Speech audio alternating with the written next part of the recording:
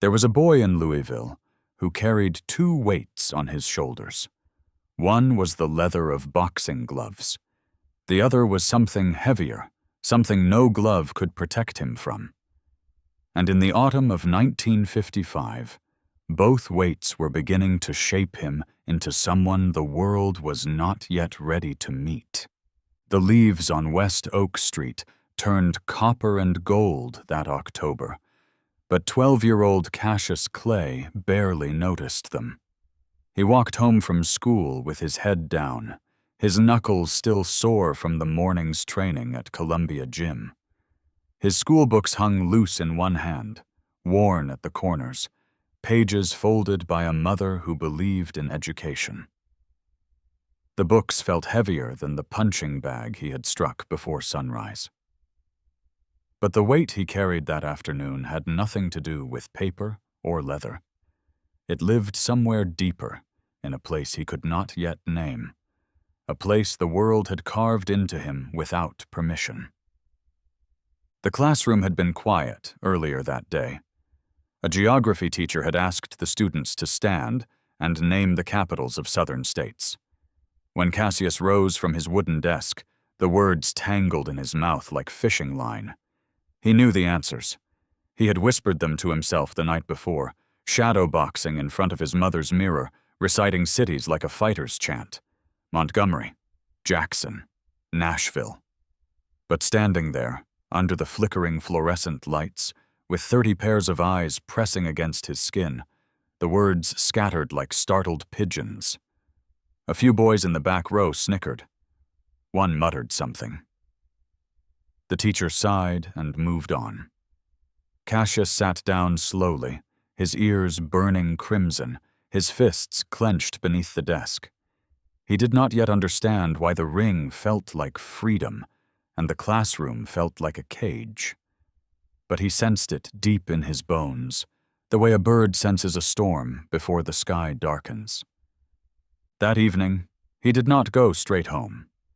He walked past the familiar storefronts of his neighborhood, past the barber shop where old men in worn fedoras argued about Jackie Robinson, past the corner grocery where Mrs. Johnson slipped him penny candy, past the Baptist church where his mother sang hymns on Sundays, with a voice that seemed to reach beyond the wooden walls. He walked until the sidewalk cracked and turned to gravel, until he reached the railroad tracks at the edge of town, where the city's black neighborhood quietly ended and another world began.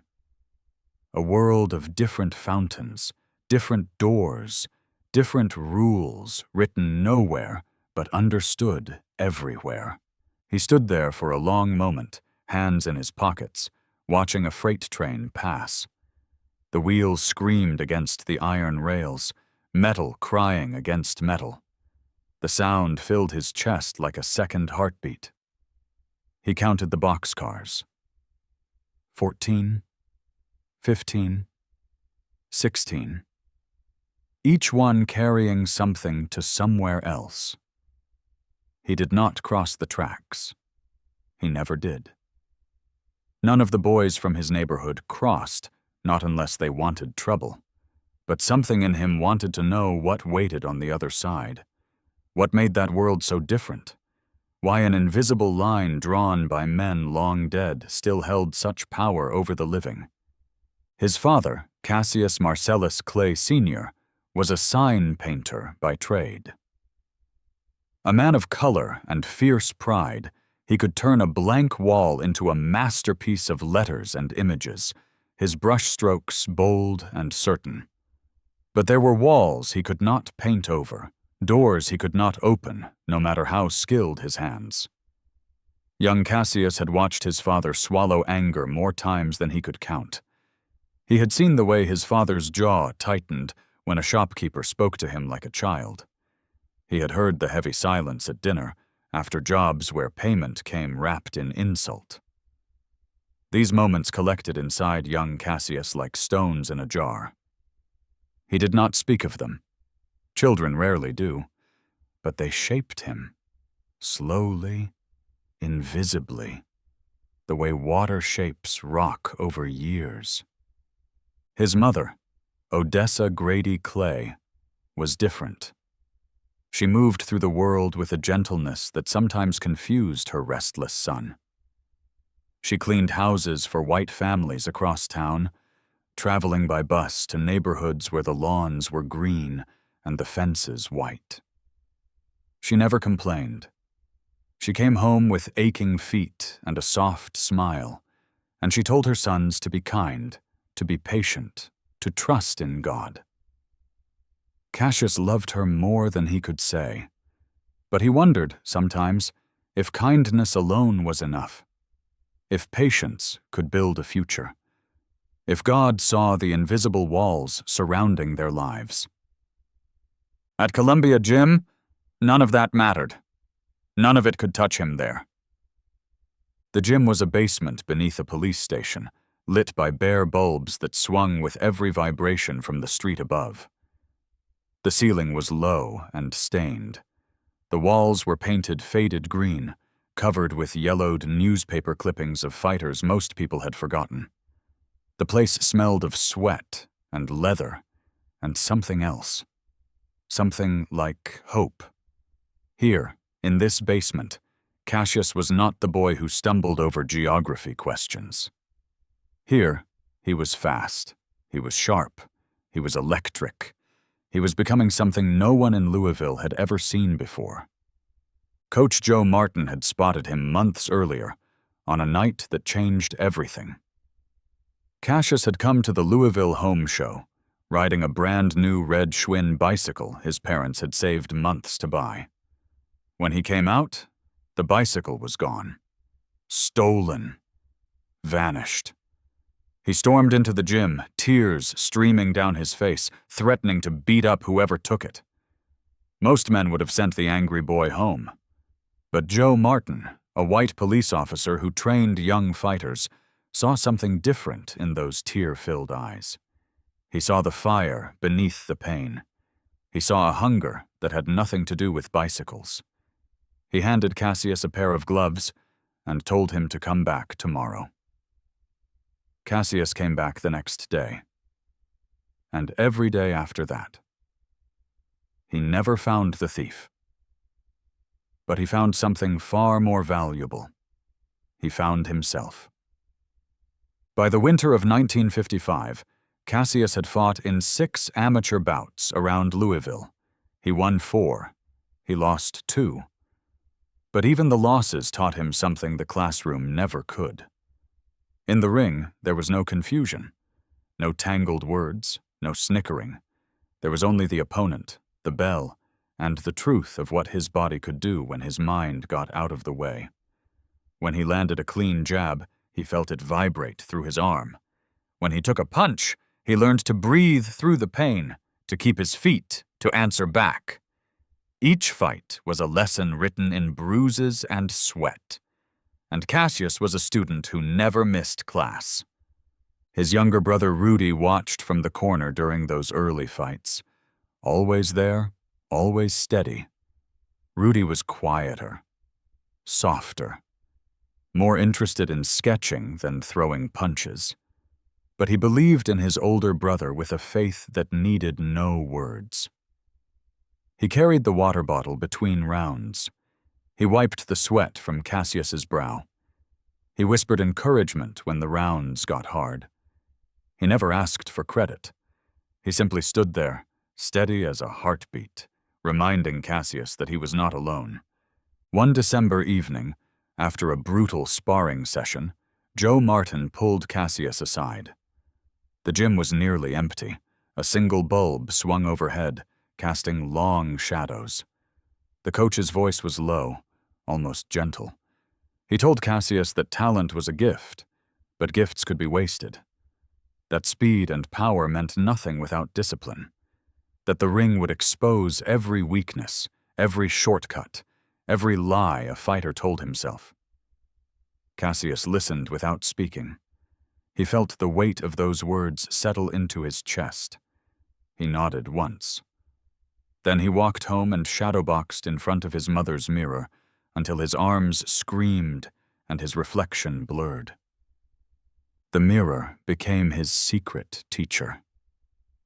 Night after night, when the house grew quiet, he stood before the glass, studying his stance, adjusting his footwork, watching the angle of his chin.